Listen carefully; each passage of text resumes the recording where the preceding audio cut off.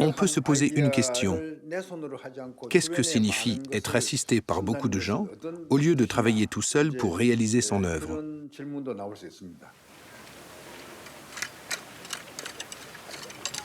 Entre l'idée originale d'une œuvre née dans l'esprit d'un artiste jusqu'à sa présentation au public, une véritable chaîne de production se met en place.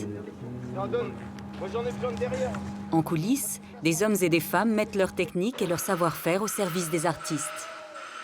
Et là où tomberont les grandes verticales, on s'en moque. Nous avons accompagné 3 artistes et leurs équipes tout au long du processus de fabrication de leurs œuvres. Encore un tout petit peu. Je ne suis pas vraiment seul quand je travaille. C'est parfait. Je préfère essayer de m'adapter aux gens qui vont être là pour m'aider à Tokyo ou à Rio de Janeiro que de venir avec mon équipe. Les gens s'imaginent souvent beaucoup de choses avec l'art. Et ils sont très déçus s'ils découvrent que je n'ai pas fabriqué l'œuvre de mes propres mains ou que je n'y ai même pas touché. Et les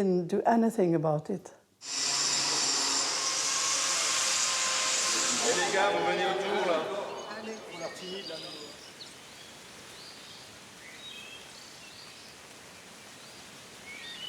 내가 전람회를 하게 되었다는 생각하에 Depuis que mon exposition a été décidée, je suis allé plusieurs fois visiter les jardins du château de Versailles. 나는 내가 하는 일이 무엇이라는 것을 다시금 확인하게 되었습니다. Et je me suis rendu compte que ce projet correspondait exactement à ma façon de travailler. 공장이나 Généralement, les artistes fabriquent leurs œuvres dans un atelier ou une usine, puis les installent ensuite dans un lieu donné qu'ils ont choisi ou non. 장소에 갖다 놓는 것이 일반적입니다. 근데 Moi, je ne fais pas comme ça. Je vais d'abord sur le lieu d'installation et j'essaie de dialoguer avec ce lieu pour comprendre son univers. C'est à partir de ce dialogue que je trouve les idées des œuvres que je vais créer.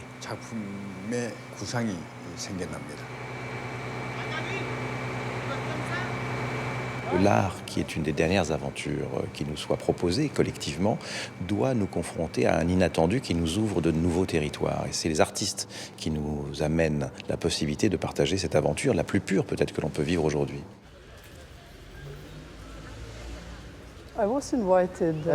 J'ai été invitée à réaliser une grande sculpture à Oslo. C'est un projet auquel je pense depuis plusieurs années.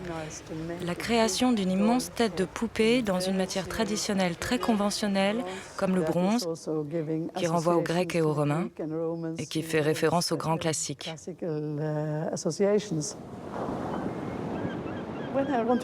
Quand je veux réaliser une idée, j'ai besoin de trouver les bons interlocuteurs. La plupart du temps, je me déplace à l'étranger. J'expose d'abord mon idée. Ensuite, il s'agit de trouver les bons artisans et les bons producteurs qui pourront travailler avec moi, s'amuser avec moi, concrétiser mes métaphores.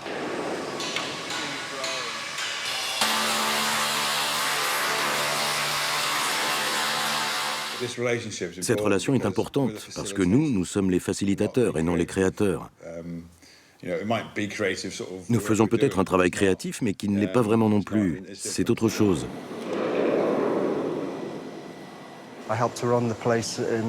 J'aide à diriger et à superviser la fonderie de Liverpool. La pièce de Marian Esque est certainement l'un des plus gros projets sur lequel nous avons travaillé. Un défi.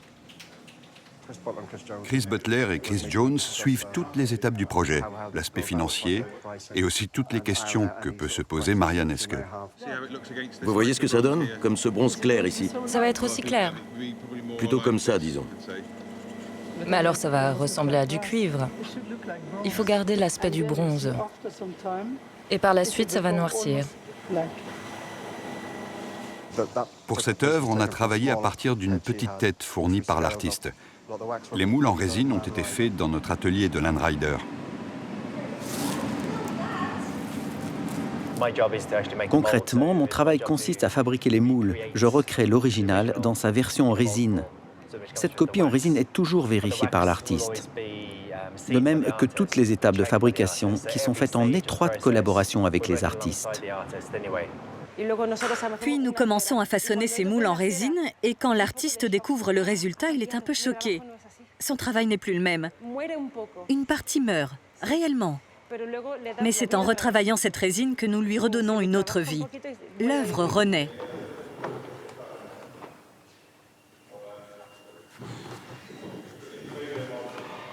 La plupart des œuvres sont montées ici, panneau par panneau. Nous les assemblons, nous les soudons.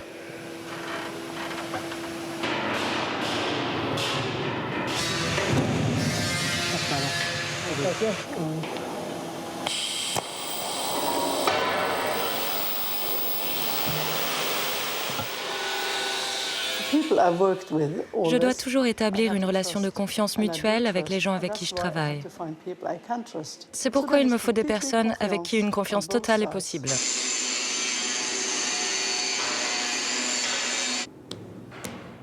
C'est comme la surface de la Terre. Cette tête qu'ils sont en train de créer va refléter une partie d'eux-mêmes. Des montagnes, des lacs, des fjords. L'expression d'un objet garde l'empreinte des gens, de la valeur et de la perception qu'ils en ont. C'est sympa de faire partie de l'histoire, même si le mérite ne nous revient pas. Mais à l'occasion, en passant devant, on peut se dire « Hé, je la connais celle-là ».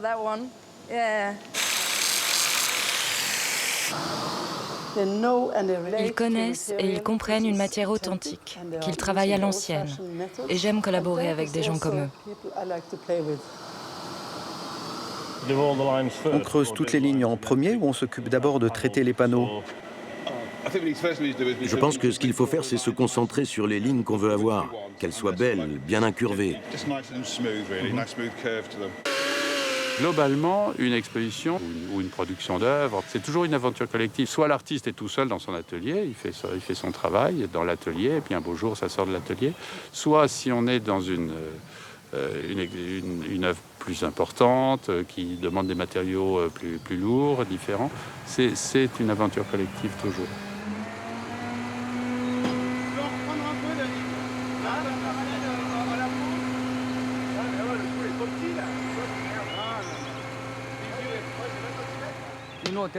Vous voyez, ce côté est trop court.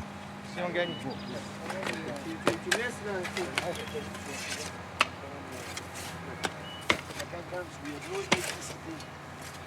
Je voudrais qu'on pose jusque là, mais on va pas le faire à la main. Et les trous, crochet l'autre côté. Mais pourquoi est-ce qu'il y avait une raison pour poser comme ça? Je sais pas. Je pense qu'ils ont calculé ça à cause des racines et des canalisations éventuellement qui repassent. Non, mais il y a les racines, camarades. Là, on est obligé de se mettre là. Désolé. David, on va commencer. Il a dit ok, on fait comme ça. Oui, parce qu'il n'y a pas d'autre solution. D'accord, donc on enlève les pelletés de terre et puis on y va comme ça. Versailles, c'est pas un musée classique, c'est un lieu très particulier. Donc, il ne s'agit pas d'accrocher des tableaux sur les murs, il s'agit d'avoir un artiste qui intervient dans les espaces, quels qu'ils soient.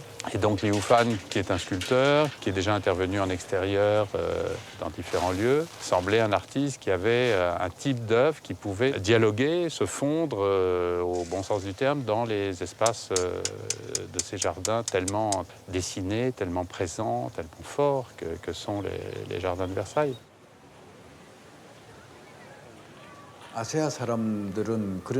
Ce style de jardin est totalement inconnu pour les Asiatiques. À partir de là, je me suis posé des questions comme « Que dois-je faire ?» et « Avec quel regard dois-je travailler la nature ?» Je me suis dit que comme le lieu était parfait, il fallait que je propose quelque chose d'imparfait, qui soit caché derrière cette perfection. C'est mieux que le gris. Oui, c'est une belle couleur. C'est plus métallique. Oui, plus métallique. Chaque artiste, évidemment, conçoit son dialogue avec le lieu à sa manière. Chacun des artistes venus ici l'ont fait, d'ailleurs. Qu'il s'agisse de Murakami, je prends intentionnellement un genre totalement différents. Mais Murakami est un grand ami de Liu Fan. Donc tout se tient, et tout se tient à Versailles, parce que je pense que maintenant, Versailles est devenu un lieu pour l'art contemporain. Donc certains y viennent avec leurs œuvres et pensent que leurs œuvres sont déjà un peu incluses dans l'histoire de Versailles. Je pense que Giuseppe Pennone l'avait envisagé ainsi. Et Liu Fan, lui, a fait le choix différent de faire des œuvres pour Versailles. Tu veux qu'on les croise? L'idée que j'ai de l'œuvre ne se réalise jamais exactement comme je l'avais conçue. Avec le choix des matériaux, avec les éléments fabriqués par l'usine et la participation des assistants, elle se modifie petit à petit. Elle est ajustée au fur et à mesure. Et différents éléments y sont encore ajoutés.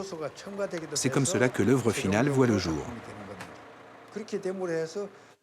Et c'est tous ensemble que nous parvenons à réaliser une œuvre qui me dépasse et qui entre en contact avec l'univers. Ça va être chaud, mais on va finir. Ça va tartiner comme aujourd'hui, quoi. Ouais. Parce que là, déjà, c'est une grosse journée, quand même. Bah, faut pas qu'on ait... On n'avait pas pensé passer l'après-midi à piocher, quoi, si c'est pas pareil là-bas. J'apprécie beaucoup la discrétion de Patrick Verheyen et de son équipe, de cette équipe de producteurs qui vont accompagner l'artiste pendant la fabrication de son œuvre, parce qu'elle repose sur deux questions essentielles. La première, c'est que le commun des regardeurs a la sensation que l'artiste est un personnage autarcique qui fabrique lui-même l'ensemble de son travail et que la question d'auteur pourrait être remise en question par cette collaboration. Et aujourd'hui, la création ressemble plus à la production de cinéma, c'est-à-dire qu'il y a un dialogue permanent entre un artiste et des équipes et que ce dialogue est fait de suggestions et que la partie d'invention de l'œuvre, elle est liée d'abord à l'attitude et à la pensée de l'artiste et à un ensemble de faisceaux convergents qui fait qu'une partie de la créativité qui est là est le fruit d'une expérience collective très riche et que les artistes reconnaissent très volontiers. En fait, ce qui lui gêne, c'est le trou. Non, on va le refaire. Non, mais ça, on va le refaire. En fait, on a une machine là-bas. Ça va, mais c'est... Oui, qu'il ne faut pas qu'il s'inquiète. On va faire en sorte que le trou soit fait pour que la plaque rentre. Les artistes sont des êtres avec des failles, des inquiétudes, des discussions. On ne peut pas toujours parler de l'intimité extrême dans laquelle se trouve un producteur avec l'artiste en question sans dévoiler des inquiétudes que je trouve inutiles à l'appréhension et à la compréhension de l'œuvre.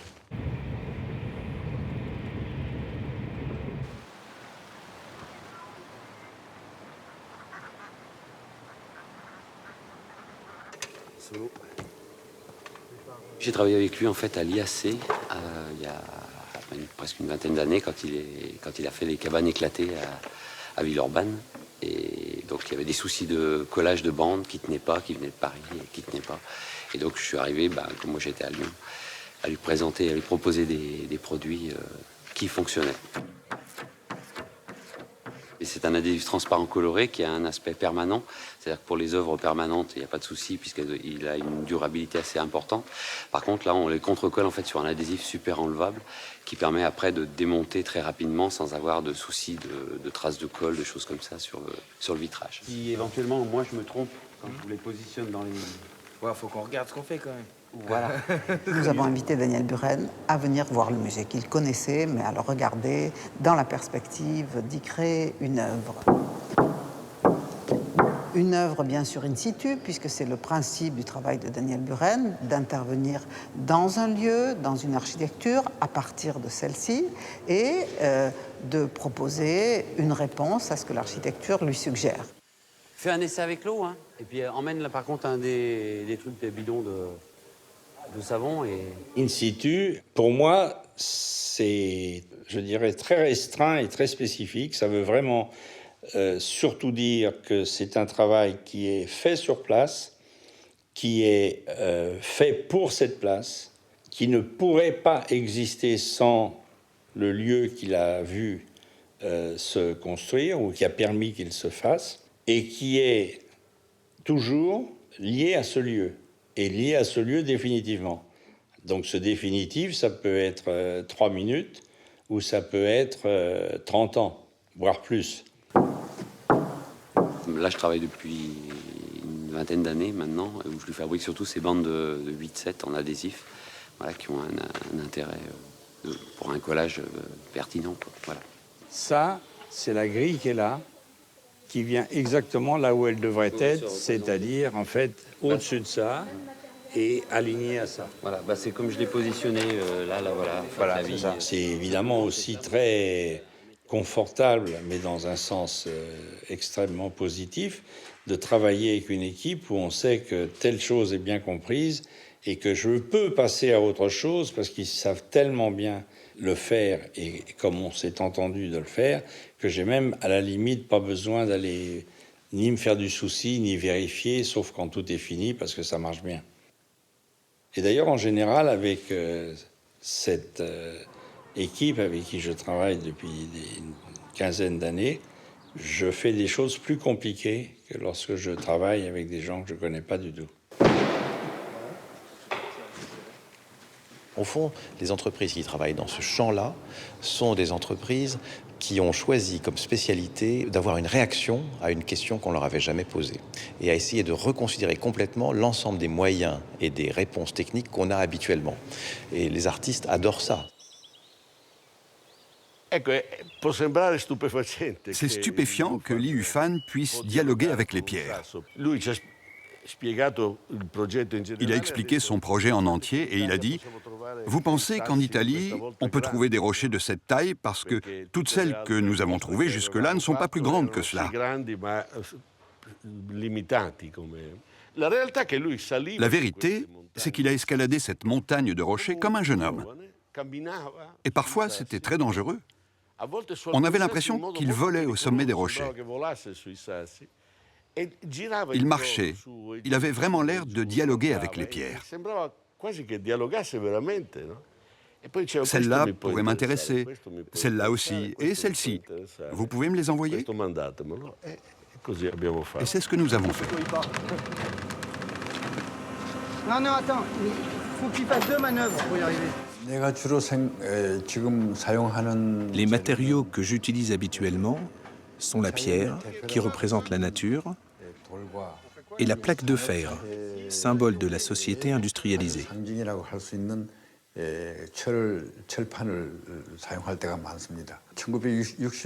À la fin des années 60, un mouvement nommé Mono-ha est né au Japon. Ce n'était pas un mouvement qui concernait uniquement le Japon. En Europe, tout comme mai 68 était le symbole incontestable du grand changement de l'époque, le mouvement Support Surface, l'Arte Povera en Italie, et le mouvement hippie l'Earthworks et le Minimal Art aux États-Unis ont vu le jour à la même période. Je peux dire que mes idées gardent le principe de réflexion que j'ai adopté depuis les années 70.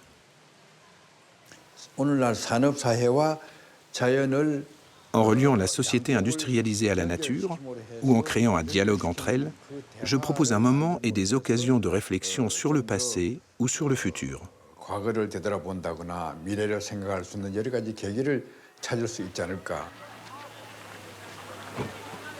on met de l'art contemporain, on voit cette chose contemporaine.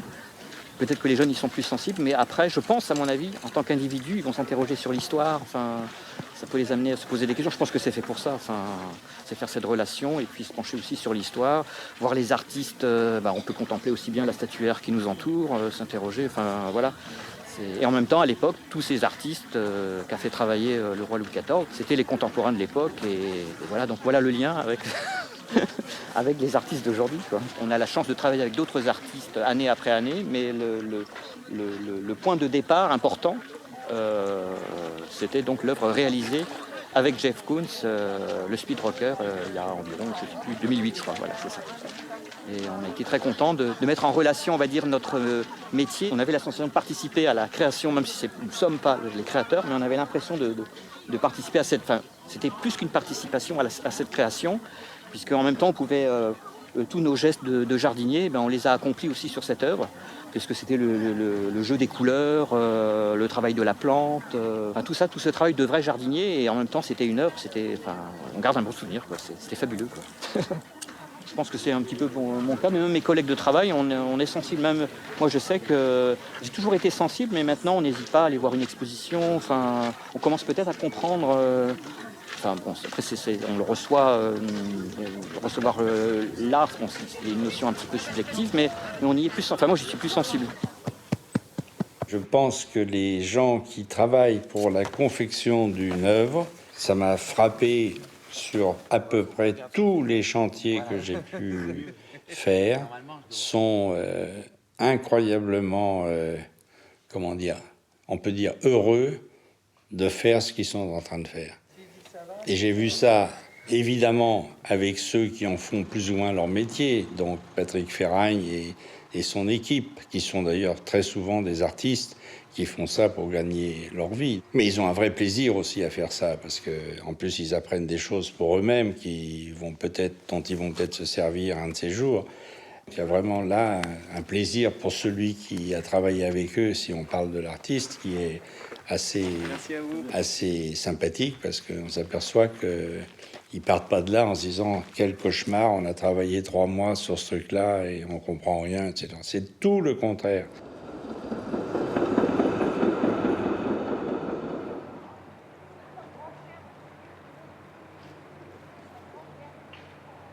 Aujourd'hui, la grande partie des artistes conceptuels, post-conceptuels font faire les œuvres par les autres. Il y a les assistants, mais il y a aussi les producteurs, c'est-à-dire les productions qui sont au-delà des ateliers des artistes. Et je pense qu'elle a, d'une certaine manière, profité de cette nouvelle situation et qui, bien sûr, donne des possibilités matérielles aux artistes qu'ils n'avaient pas du tout avant, quand la question était sur la capacité personnelle de l'artiste. Parfois, je choisis de travailler avec une fonderie, parfois avec un artisan. Tout dépend de l'idée.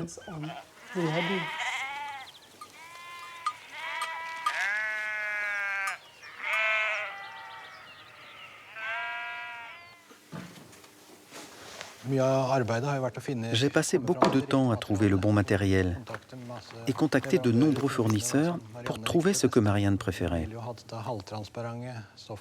Elle voulait une matière semi-transparente pour que l'on voit bien la forme des troncs d'arbres. Et c'est ça qui était difficile à faire. J'ai utilisé de la résine synthétique. Je dois plus penser à l'aspect pratique des choses que de me concentrer sur l'artistique. J'ai mis un peu plus de 1 an à faire ce travail.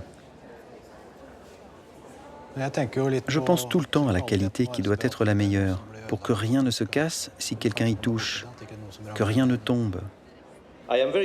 C'est un grand honneur d'être ici et je suis très impressionné par l'importance du travail que nous avons devant nous grâce à Marianne. Lorsque j'ai revu cette œuvre aujourd'hui, j'ai été non seulement impressionné par la relation avec l'art et la nature, le conceptualisme et le romantisme conceptuel, mais surtout très touché par la portée de cette pièce, qui est un symbole pour tout un pays, mais aussi le symbole de ce que représente la poésie pour nous. Marianne Heske, elle a une position très spéciale dans le monde de l'art nordique. C'est d'abord un artiste, un des rares artistes norvégiens qui a adopté la méthodologie et la pensée des artistes conceptuels.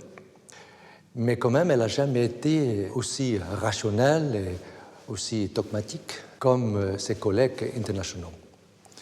Donc tout de suite, on a vu dans les œuvres de Marianne Heske une dimension poétique et une ouverture qui en fait ouvrait vers une narration plutôt que vers un concept.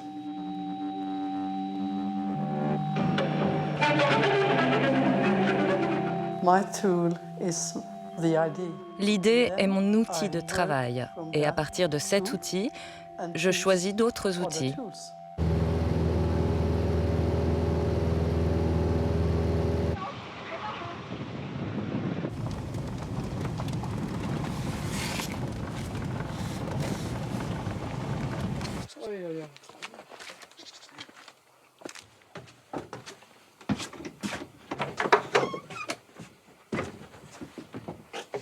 Oui. Mirage. C'est fantastique, Roald, de venir ici. Et les gens sont très déçus lorsqu'ils découvrent que la cabane n'a pas été faite de mes propres mains ou que je ne suis pas impliquée dans sa fabrication. Les sculpteurs ont été presque en colère, vous savez, que j'ai pu avoir autant d'attention avec cette cabane, alors que ce n'était pas moi qui l'avais fabriquée. Mais c'est mon idée, c'est moi qui l'ai pensée, ce qui représente un travail beaucoup plus important. Si je dois parler du temps que cela m'a pris, alors il s'agit de toute une vie.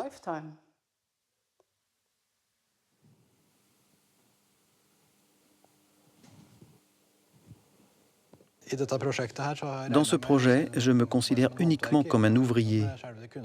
Je n'ai rien à voir avec la réalisation artistique. J'essaie tout le temps de faire comme dit Marianne. Je suis fier du résultat et de ce que c'est devenu. C'est amusant de voir tout ce monde qui vient voir. Cette cabane, c'est un peu comme une maison de thé au Japon.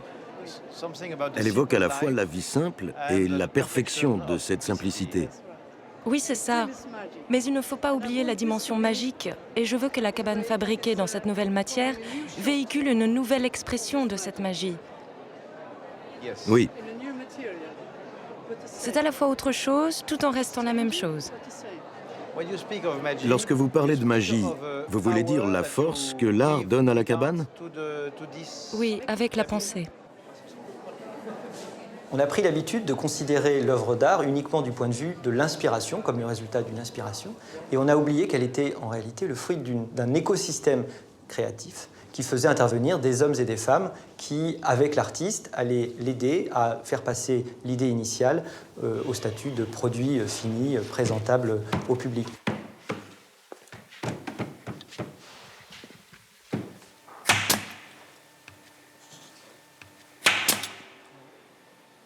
On a missionné une entreprise locale, strasbourgeoise, qui a été très honorée elle aussi de participer à ce projet, avec qui on a collaboré vraiment au niveau technique surtout, dans le choix des matériaux, le choix des peintures, pour simplifier au maximum la mise en place de l'œuvre.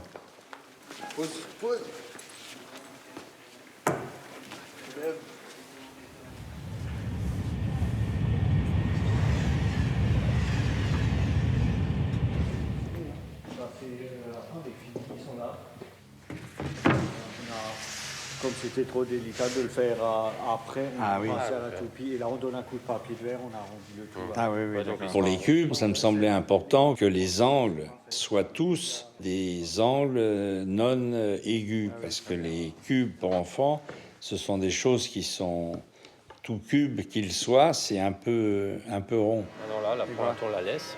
Mais je pense qu'il faut l'arrondir aussi. Ouais, c'est l'arrondir. Oui. Et donc ça, il fallait retrouver une espèce d'arrondi qui donne cette impression au moment où deux cubes sont l'un sur l'autre. Parce que ça fait un espace entre les deux. L'assemblage. Oui. Oui. Et si on n'avait pas eu ça, alors là, je suis sûr que l'impression qu'on aurait eue aurait été, bizarrement, parce que c'est un tout petit détail, complètement différent. Deux arêtes parfaites changent absolument l'aspect qu'on a dans la tête de ce que peut être un jeu de cubes. D'abord, je déroule la peinture pour mettre une quantité, et puis je finis toujours dans le même sens, de haut en bas. Pour terminer, pour avoir une belle surface, on peut faire des petites corrections au cours de route, voilà.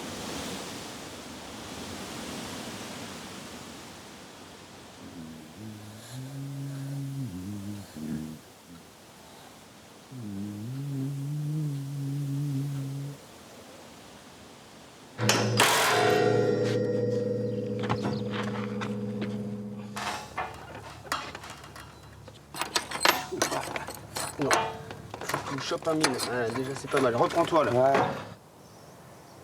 Et voilà.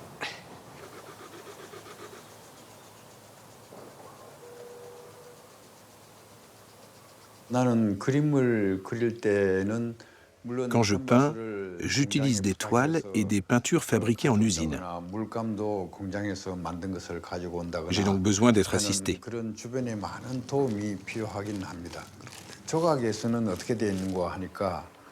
Pour la sculpture, il me faut beaucoup d'aide.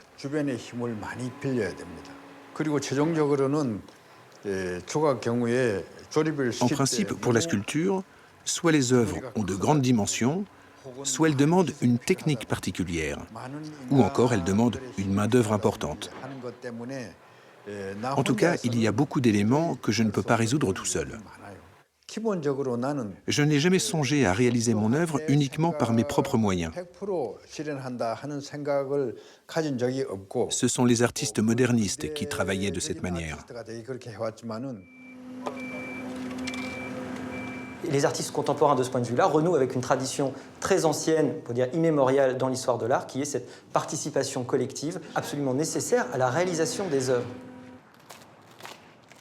Quand on va admirer les tableaux de la Renaissance aujourd'hui dans les musées, on sait en général assez peu que derrière ce tableau que nous allons admirer et qui est souvent attribué à une personne, il y a eu en réalité une foule d'intervenants qui ont participé, parfois, on pourrait dire, uniquement au niveau de la préparation, en tendant la toile, évidemment, en allant préparer les couleurs, ce qui était le travail que faisait l'apprenti dans les ateliers, mais aussi, de façon beaucoup plus pratique, des parties entières de tableaux que nous allons admirer sont en fait réalisées par des assistants. Dans certains cas, quand l'atelier a beaucoup de travail et que l'artiste évidemment ne peut pas être partout, il est obligé de déléguer.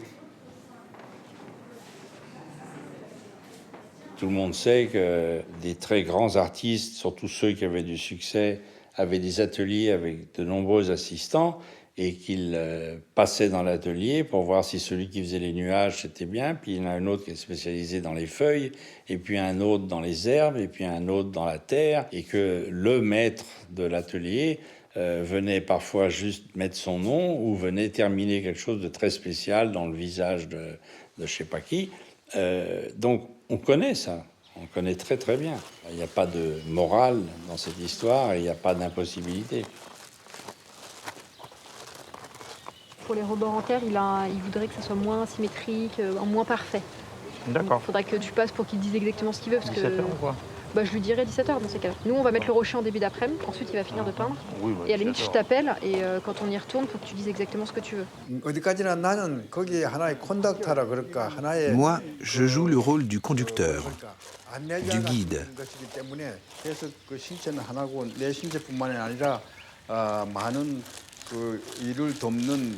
J'utilise mon corps unique, mais aussi le corps de l'équipe qui participe à chaque projet. Et le fait de travailler ensemble, de coopérer, donne une œuvre unique. Mon corps intervient dans mon travail et mes passions sont transférées aux œuvres par mon corps. C'est pour cela que l'on peut dire que mon corps et mes œuvres forment ensemble le un.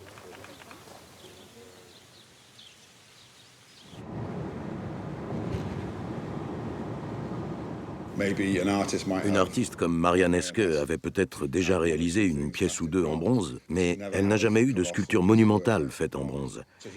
Elle ne s'y connaît absolument pas. Elle compte donc sur moi pour la guider en s'appuyant sur toute l'équipe que j'ai constituée pour s'occuper de la réalisation technique.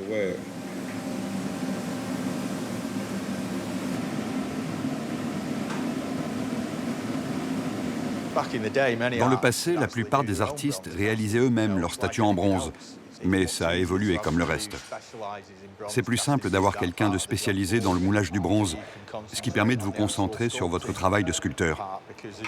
Car comme on peut le constater, ici, le moulage du bronze est un processus très complexe et très long parce qu'il y a beaucoup d'étapes. Vraiment, si vous êtes un sculpteur professionnel, vous ne pouvez pas consacrer autant de temps à cette partie ou même avoir le désir de vous y plonger. Car à la fin, vous n'aurez plus du tout le temps de pratiquer votre sculpture.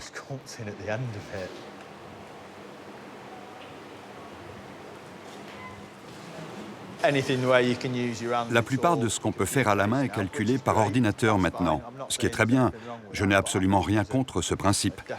Mais je pense qu'on est arrivé aujourd'hui à des énormes manques de savoir-faire manuel qu'ici nous essayons de maintenir.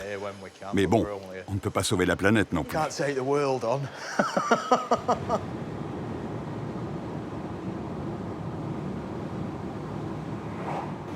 dans l'équipe technique toute l'année. On participe à toutes les expos qu'il y a au musée d'art moderne, dans la partie physique de la création. La mise en pratique du concept de l'artiste, voilà, c'est ça l'intéressant. Et c'est ça notre modeste participation. Participer à quelque chose de plus grand que soi.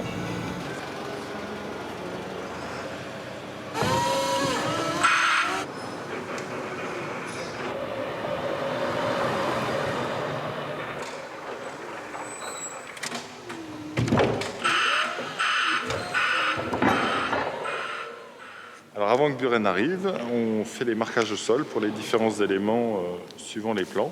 Ensuite, nous allons placer déjà certains éléments. Donc, nous attendrons que Buren valide cette première mise en place qui a été décidée en réunion. Les œuvres se modifient, s'améliorent.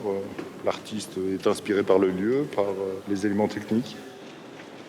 J'ai eu la chance de trouver un poste il y a de ça 2 ans au musée de Strasbourg, qui est sûrement, au musée au pluriel, pour les services techniques des musées de la ville de Strasbourg, qui est sûrement un des derniers services publics qui s'occupe vraiment d'exposition de A à Z. Là, t'es...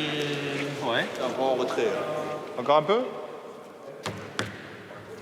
Ici, c'est vrai qu'on fait du déballage de l'œuvre, son accrochage, son décrochage, son conditionnement, à la peinture des murs, la construction des cimaises, de toute la scénographie. Et parfois, on prend part à la création de l'œuvre de l'artiste, comme pour M. Buren, dans son œuvre comme un jeu d'enfant. Doucement, doucement, doucement, doucement, Lionel. Vas-y. 10 cm. 5 cm. Top. Top, recule. Top, top. Ouais, c'est bon, arrête. On est dans l'axe? Non, il faudrait taper un peu là. Moi, c'est bon. Bah, nous, on est pas mal aussi. Ah, c'est pas mal, ouais. Dans son livre « Conditions de l'homme moderne », Hannah Arendt introduit la différence entre le travail et l'œuvre. Le travail, c'est l'action qui va se consumer. D'ailleurs, consommation et consomption, finalement, la même racine. C'est ce qui va se consumer, il ne restera plus rien. Et l'œuvre, c'est ce qui va laisser une trace, c'est ce qui va laisser quelque chose. Et ça explique probablement que la motivation, apparemment, dans les ateliers artistiques de tout temps, soit plus forte, car l'employé, justement, a probablement le sentiment qu'il contribue à une œuvre, quelque chose qui va laisser une trace. Toutes les entreprises commerciales aujourd'hui cherchent à essayer de donner à leurs employés l'idée qu'ils participent à une œuvre, car cela leur permet d'être plus investis dans leur travail, on pourrait dire plus productifs. Le plus ici, c'est que Chris Butler nous autorise à utiliser les ateliers dans nos temps libres. Il laisse les équipements de la fonderie à notre disposition. Un certain nombre d'entre nous sont aussi des artistes. C'est donc très motivant, car nous ne travaillons pas juste pour d'autres artistes, mais aussi pour nous-mêmes. Ils l'ont toujours favorisé. Ce qui est absolument génial, parce que nous voulons tous continuer notre travail artistique. Et un jour, peut-être, nos pièces seront coulées dans le bronze, ici. C'est les autres qui réaliseront nos œuvres. Je croise les doigts.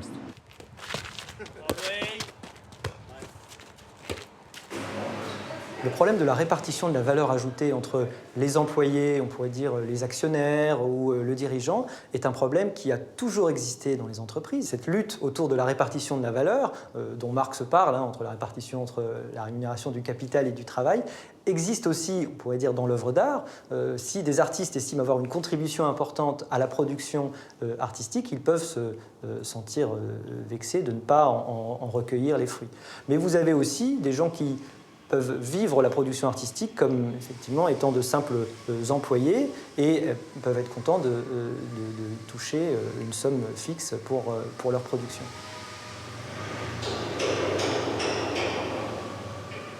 Il est normal que le crédit revienne aux artistes qui ont les idées originales, car sans eux, notre rôle n'existerait pas. Ça ne m'intéresse pas de laisser ma signature sur les œuvres. Je pense que cet aspect fait partie de notre travail. C'est un travail technique que nous faisons. Nous sommes des techniciens. Quand nous sommes ici, nous ne sommes pas vraiment des artistes, même si une partie des employés le sont et font leurs propres œuvres. Ici, nous travaillons pour les autres et notre savoir-faire est ce que les artistes recherchent. Évidemment que je ne suis pas frustrée de travailler pour d'autres artistes. Au contraire, je m'enrichis de jour en jour. C'est agréable de pouvoir signer la sculpture parce que toutes les œuvres ne le permettent pas, mais quand on en a l'occasion, on la signe pour que les gens voient qui l'a fabriquée. Et pour nous, quand on passe voir, c'est bien s'il y a notre petite signature gravée en bas de la sculpture.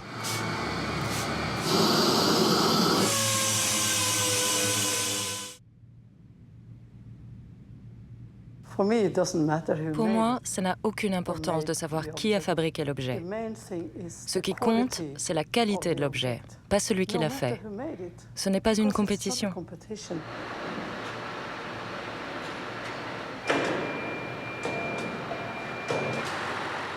Nous sommes fiers, oui, car nous en avons passé du temps sur cette œuvre.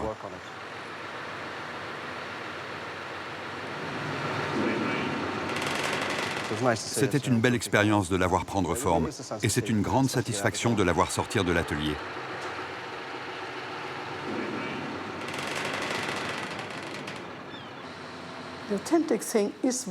L'originalité de l'œuvre, c'est son message. L'objet incarne ce message, et il n'est pas porté par qui l'a fait, ou combien ça a coûté, ou combien de temps ça a pris. Le message, c'est l'idée. Et tout le reste n'est qu'une forme de collaboration et de très bonne coordination des équipes en charge de la réalisation du travail.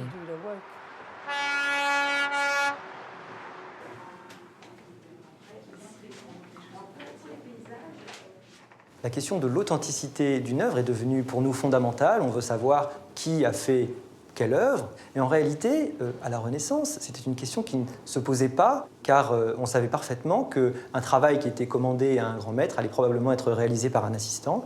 Et d'ailleurs, certains contrats même stipulaient qu'on voulait que telle œuvre imite telle manière qui était à la mode à ce moment-là, et non pas même celle du peintre à qui on commandait l'œuvre. L'exposition sur Pérugin et ses rapports avec Raphaël essaye de démêler justement les influences que Raphaël a pu recevoir du Pérugin et les emprunts qu'on peut trouver dans certaines œuvres de Raphaël empruntées à celui qui aurait été son maître, le Pérugin. On recevait l'œuvre comme le produit de la volonté du maître dès lors que c'était lui qui dirigeait l'atelier, qui, on pourrait dire, avait signé le contrat, on était le coordinateur.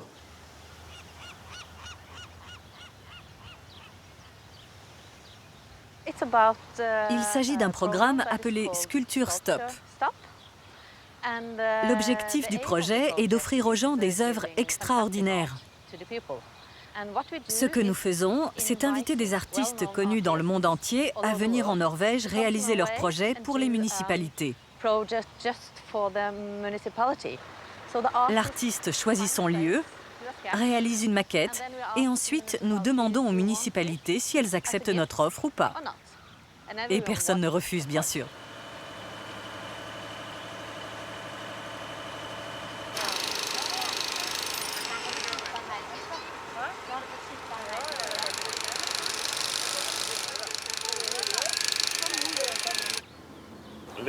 C'est un peu un soulagement que ce soit terminé. Mais le bronze est éternel. Il va rester comme ça pour toujours. Longtemps après notre passage, je pense qu'il sera toujours là. Ça fait plaisir de laisser une œuvre derrière soi. Pour tous ceux qui ont travaillé dessus, c'est une belle expérience.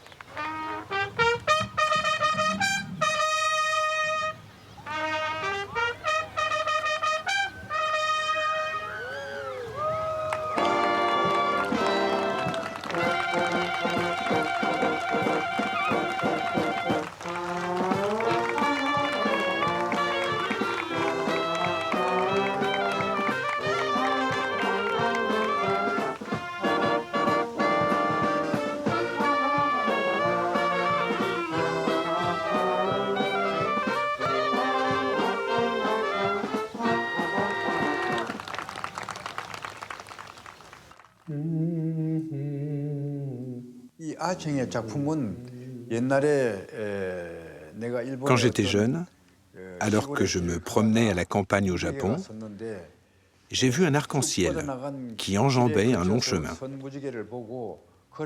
En le voyant, j'ai eu envie de créer un jour une œuvre à son image.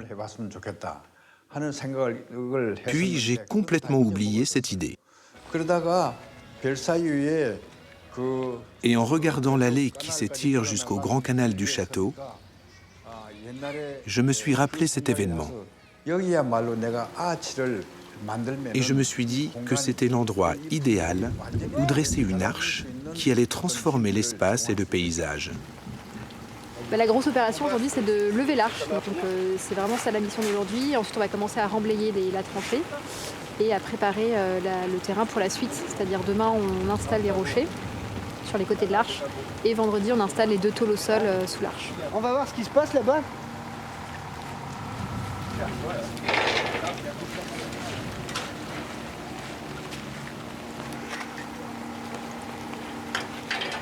L'écartement de 15 mètres, il est comme ce qu'on a vu, donc la tôle elle a une mise en forme. Si ça ne lui plaît pas, on peut encore manipuler, ou une fois c'est monté, et puis ça reste comme ça. Tout ce qu'il ne veut pas, ça va? Tout ce qu'il veut pas, c'est la forme comme ça. Mais j'ai compris. Et nous non plus, on la veut pas.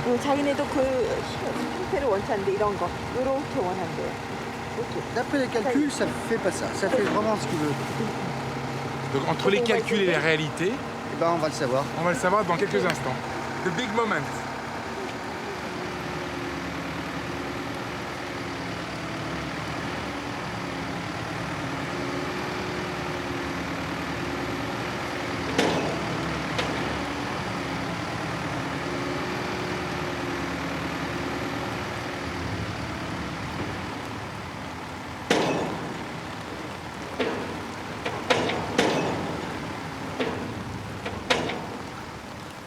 Ce qui est extraordinaire, c'est qu'il y a vraiment une opposition entre l'extrême tension où, en tant que spectateur, on se dit ça risque de casser, les câbles sont complètement tendus à fond, et l'extrême précision et délicatesse qu'a le conducteur de la grue. Et vraiment, on est en apnée.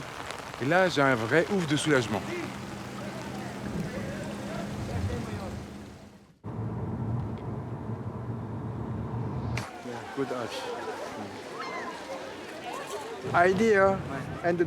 L'idée, le dessin, la réalité, tout change.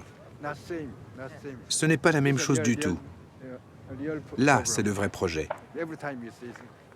C'est très intéressant.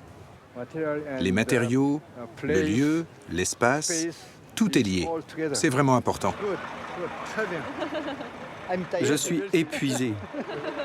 Savoir maintenant si des équipes comme celle de Patrick Ferragne sont quelque chose de très positif du fait d'exister pour les artistes, je pense que si elles existent, c'est parce que beaucoup de types de travaux ont changé depuis une quinzaine d'années.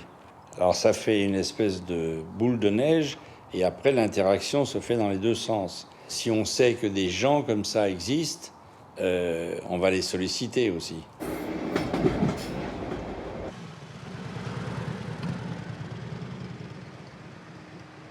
C'est aussi un rose, je crois. Il y a 2 roses, mais différents.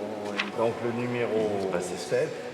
C'est ce que vous aviez marqué. Celui-là, c'était bon. C'est le seul qui était bon. On voit assez vite ceux qui comprennent tout de suite, ceux qui viennent même, je dirais, mettre leur personnalité ou d'ajouter ou de poser une question qui fait que, je sais pas, même la question, vous êtes sûr que là c'est bien, ce serait pas mieux, un petit peu mieux comme ci ou comme ça?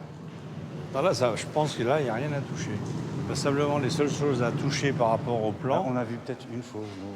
Je ne sais pas si vous avez... Non, dites-le. Quand on est de l'autre côté, qu'on regarde vraiment là, il y a des chapeaux qui débordent.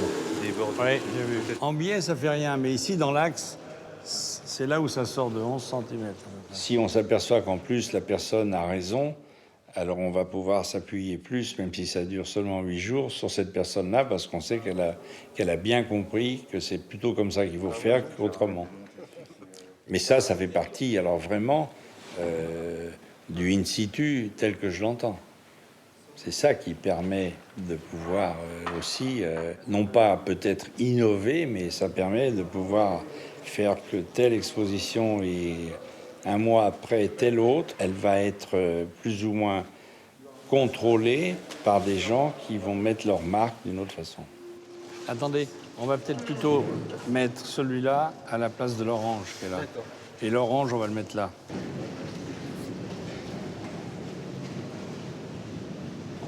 Il va vraiment tout faire pour simplifier le travail des ouvriers, qui au final, on est le prolongement de ses mains, si on veut.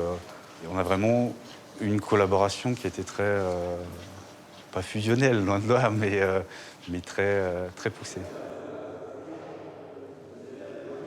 Il nous a fourni des plans, des croquis, des schémas de ce qu'il voulait exactement au niveau de l'emplacement de chaque objet.